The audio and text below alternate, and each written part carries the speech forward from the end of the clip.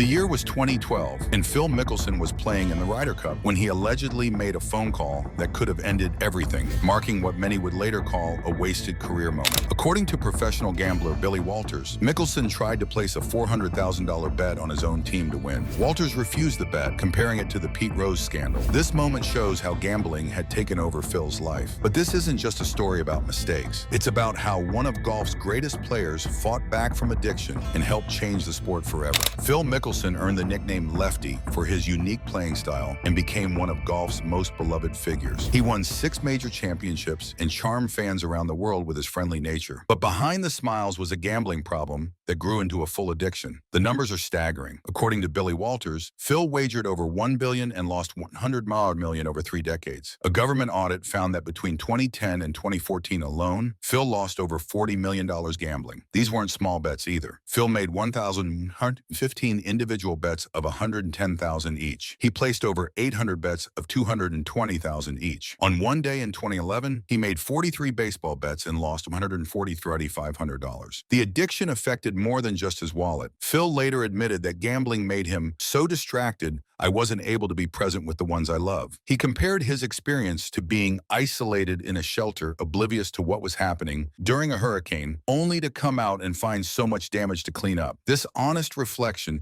shows Phil's growing awareness of how addiction had damaged his relationships with family. Phil's financial situation was more complex than most people realized. While he earned about $40 million per year during his peak, high taxes and expensive lifestyle costs ate up much of that income. He owned multiple mansions, a private plane, and employed a large staff including pilots, chefs, and trainers. He even bought a T-Rex skull as a birthday present. With gambling losses of $10 million per year on top of these expenses, biographer Alan Shipnuck concluded Phil was barely breaking even, or maybe even in the red. This financial pressure helps explain Phil's later controversial decisions. When the Saudi-backed LIV Golf League offered 9-figure guarantees, it became hard to refuse despite the ethical concerns. Phil's gambling problems led to legal trouble in 2016. The SEC named him as a relief defendant in an insider trading case involving Billy Walters. Phil wasn't charged with a crime, but he had to pay back $931,138 in profits plus interest, totaling over $1 million. The case showed how Phil used stock tips from Walters to make money, then used those profits to pay gambling debts. What hurt Phil's reputation even more was how he handled the situation. Walters claims Phil abandoned him during his legal troubles. Walters had expected Phil to publicly state that he never provided inside information, which might have helped Walters' case. Instead, Phil stayed silent while Walters went to prison. This created a narrative that Phil only cared about himself when things got tough. Despite these problems, Phil showed remarkable honesty about his addiction. He publicly stated, "I crossed the line of moderation and into addiction, which isn't any fun at all." He credited his wife Amy for her love, support, and commitment during his darkest and most difficult times. Phil began therapy and announced he would stop betting on football as part of his recovery. This acknowledgement took courage and helped start important conversations about addiction in professional sports. Phil's willingness to speak up also created positive change in golf. He publicly criticized Ryder Cup captains twice, first Hal Sutton in 2004, then Tom Watson in 2014. While these comments caused controversy, they led to real improvements. In 2004, Phil blamed Sutton for poor partnership decisions with Tiger Woods. Sutton fired back, calling Phil's comments self-serving. Phil later apologized, admitting he was totally in the wrong. But the real impact came after 2014. Phil's scathing attack on Watson after the loss was identified as the biggest catalyst for forming the Ryder Cup Task Force. This committee analyzed U.S. performance and made changes that helped America win decisively in 2016. Phil joined the task force and used his influence to improve team strategy. His pattern was clear: make controversial public statements, face backlash, then work within the system to create positive change. This shows Phil's complex character. He was disruptive, but also genuinely wanted to improve things. The task force later became a smaller committee with Phil retaining his influential position, proving his criticisms had merit. The LIV golf controversy tested Phil's reputation more than anything else. In 2020, excerpts from his biography revealed he called the Saudi regime scary motherfuckers with a horrible record on human rights. He knew they executed people for being gay, yet he still joined their golf league. Phil justified this by saying it was a once-in-a-lifetime opportunity opportunity to reshape how the PGA Tour operates. The backlash was swift and severe. Major sponsors, including Callaway, KPMG, Workday, and Heineken, ended their relationships with Phil. He lost his role hosting the American Express tournament. For the first time since 1994, he missed the Masters. Fellow players condemned his actions, and his once shining PGA Tour reputation was severely damaged. Phil released a statement acknowledging his comments were reckless and that he had offended people. He took time away from golf to prioritize the ones I love most. While Phil denied that financial difficulties drove his LIV decision, the timing suggests otherwise. His massive gambling losses had created financial pressure that made the LIV offer hard to refuse. The connection between Phil's gambling addiction and his controversial career decisions is clear. His need to pay debts led to the insider trading situation. His financial strain made him susceptible to ethically questionable opportunities like LIV Golf. However, Phil's story is also one of redemption and positive impact. His gambling addiction, while destructive, led to honest public discussions about addiction. His recovery journey, supported by his wife in therapy, shows that change is possible. His controversial Ryder Cup criticisms actually improved American golf performance. Even his LIV Golf decision, while damaging his reputation, sparked important conversations about sports washing and athlete responsibility. Phil consistently maintained that his gambling never threatened his family's financial security, despite evidence suggesting otherwise. This disconnect between his public statements and reality shows how addiction can affect judgment even during recovery. But his willingness to undergo hundreds of hours of therapy and credit his wife's support demonstrates genuine commitment to change. The pattern in Phil's career shows someone who used controversy strategically, even if it sometimes backfired. His Ryder Cup criticisms led to apologies, but also institutional change. His LIV Golf comments caused massive damage, but also forced conversations about ethics in sports. This suggests Phil's reckless behavior wasn't always impulsive, but sometimes calculated, even when the personal cost was high. Phil Mickelson remains one of golf's most talented and charismatic champions. His 6 major championships and decades of entertaining fans cannot be erased. What makes his story complex is how personal struggles influence professional decisions. His gambling addiction caused real harm to his finances, relationships, and reputation. But his willingness to acknowledge these problems and work toward recovery shows genuine character growth. The idea of a wasted career doesn't fully capture Phil's legacy. Yes, he made serious mistakes that cost him money, sponsors, and respect, but he also won major championships, inspired millions of fans, and helped improve American Ryder Cup performance. His honest discussion of addiction has helped others facing similar struggles. Phil's career teaches us that even the most successful people can struggle with addiction and make poor decisions under pressure. It also shows that acknowledgement, therapy, and family support can lead to positive change. Today, Phil continues playing professional golf and working on his recovery. His legacy will be complex. A brilliant player whose personal struggles nearly derailed his career, but who fought back to maintain his place in golf history. His story reminds us that careers are not just about wins and losses, but about how we handle our biggest challenges and whether we learn from our mistakes. While Phil's controversies will always be part of his story, so will his extraordinary golf achievements and his eventual path toward recovery and redemption.